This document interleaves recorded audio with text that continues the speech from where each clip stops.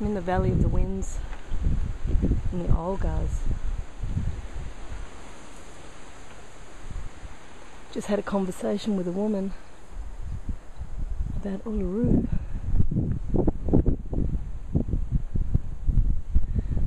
She asked Jesus, she said, if, she should go up the mountain because the indigenous say don't, because it's a sacred site. And she said, if I'm not meant to, then I won't. And she said she climbed up what they call a part of it. When you climb Uluru, there's a part called Chicken Rock apparently. I don't know it.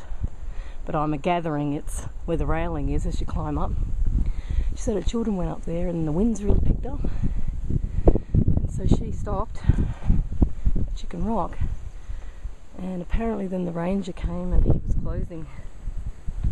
he was closing the climb.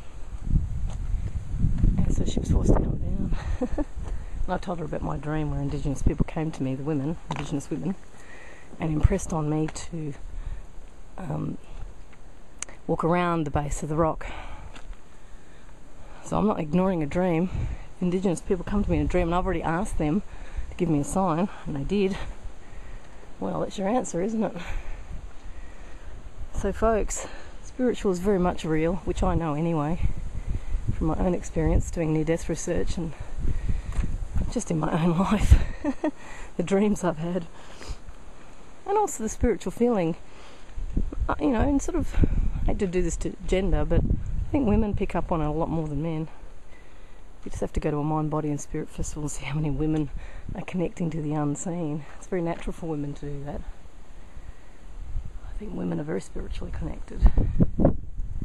So, because it's the feeling state, and men would be too if they opened up to their emotions more.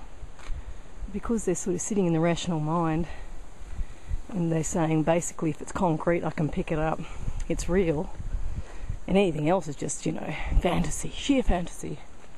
And science will have you think that too. And that's not to disregard or disrespect science or the physical world as such.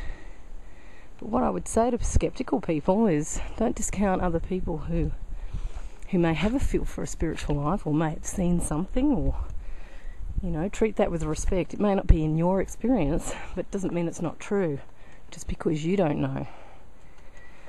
So my message here is to respect spiritual beliefs, and in respect of the Indigenous peoples around the world, how have they been treated by the colonists? We've come in rampantly, material gain has been on the agenda, wealth, riches, and I would say that's part of our learning. I'd certainly say it's a dreaming in the sense that we haven't woken up yet, that it's a bit futile.